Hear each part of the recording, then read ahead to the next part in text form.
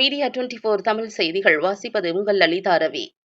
கோவை மாவட்டம் கோவை சுந்தராபுரத்தை தலைமை இடமாக கொண்டு தமிழகத்தின் மாணவ சமுதாயம் எழுச்சி பெறவும், மாணவ சமுதாயத்திற்கு தமிழ்நாடு அரசு வழங்கும் அனைத்து உரிமைகளையும் முழுமையாக பெற்றுத்தர வேண்டும் என்று செயல்பட்டு வரும் மறுமலர்ச்சி மக்கள் இயக்கத்தின் தலைவரும், கொங்கு மண்ணின் புரட்சி தளபதியும், மாணவ சமுதாயத்தின் எழுச்சி தளபதியுமான ஈஸ்வரன் கோவை மாவட்ட முதன்மை கல்வி அதிகாரியிடம் நேரில் சந்தித்து மனு.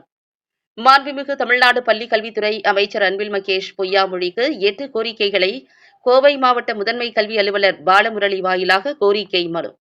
கட்டாய கல்வி உரிமை சட்டத்தின்படி தனியார் பள்ளிகளில் 25% கட்டணமில்லா மாணவர் சேர்க்கையை முறைப்படுத்தி உண்மையான ஏழை மாணவர்கள் பயன்பெறும் வகையில் அரசாணை வெளியிடவும், இந்த சேர்க்கை முறையை கண்காணித்து விதிகளை மீறும் பள்ளிகள் மீது கடும் நடவடிக்கை எடுக்கவும் கோரிக்கை. பள்ளியில் இருந்து 1 கிலோமீட்டர் தொலைவிற்குள் உள்ள மாணவர்கள் மட்டுமே விண்ணப்பிக்க தகுதியுடையவர்கள் என்ற அரசாணையை மாற்றி 1 கிலோமீட்டர் தொலைவிற்குள் உள்ளவர்களுக்கு முன்னுரிமை வழங்கியும், அந்த எல்லைக்குள் சேர்க்கை எண்ணிக்கை பூர்த்தியாகாவிட்டால் இருப்பிட தொலைவை அதிகரித்து சேர்க்கை நடத்தலாம் என்ற நீதிமன்ற உத்தரவுப்படி அரசாணை வெளியிட வேண்டும்.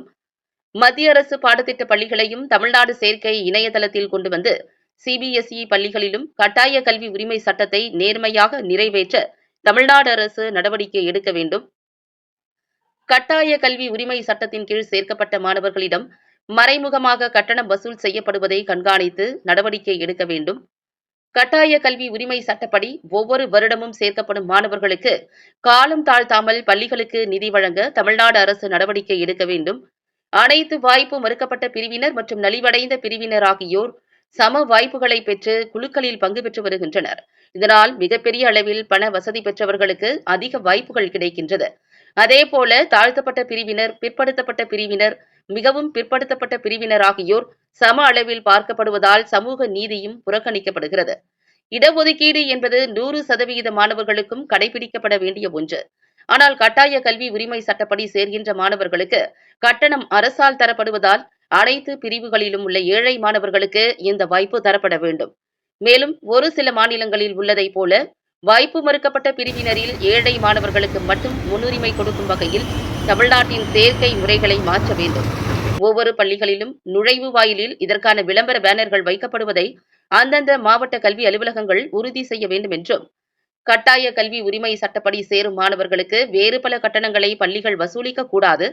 இதனை அந்தந்த மாவட்ட கல்வி அலுவலகங்கள் தீவிரமாக கண்காணிக்க வேண்டும். கட்டாய கல்வி உரிமை சட்டப்படி பள்ளிகளில் சேர்ந்த மாணவர்களை மன உளைச்சலுக்கு உள்ளாக்கும் ஒரு சில பள்ளி நிர்வாகங்கள் மீது கடுமையான நடவடிக்கை எடுக்கப்பட வேண்டும் என்று மறுமலர்ச்சி மக்கள் இயக்கத்தின் தலைவர் ஈஸ்வரன் அம்மனுவில் குறிப்பிட்டுள்ளார். கோவை மாவட்ட முதன்மை கல்வி அதிகாரி பாலமுரளியை சந்தித்துவிட்டு வெளியே வந்த மறுமலர்ச்சி மக்கள் இயக்கத்தின் தலைவர் ஈஸ்வரன் மீடியா 24 தமிழ் செய்திகளுக்காக பிரத்யேக பேட்டியளித்தார். மீடியா 24 தமிழ் செய்திகளுக்காக கோவையிலிருந்து தலைமைச் செய்தியாளர் அதிரடி காளிதாஸ். கட்டாய கல்வி உரிமை சட்டப்படி தனியார் பள்ளிகளில் 25% இடஒதுக்கீட்டை முறையாகவும் நேர்மையாகவும் தமிழ்நாடு அரசு நடைமுறைப்படுத்த வேண்டும் என்று கோரி மாவட்ட முதன்மை கல்வி அலுவலரிடம் மனு கொடுத்துள்ளோம். தற்போதைய விதிமுறைகளின்படி இந்த சட்டம் நேர்மையாக நடப்பதற்கு வாய்ப்பில்லை. லட்சக்கணக்கான ஏழை குழந்தைகளினுடைய வாய்ப்புகள் பறிபோகும் என்ற நிலைமை இருக்கின்ற காரணத்தால் உடனடியாக தமிழ்நாடு அரசு எங்கள் கோரிக்கையை நிறைவேற்ற வேண்டும் என்று நாங்கள் கேட்டுக்கொள்கின்றோம்.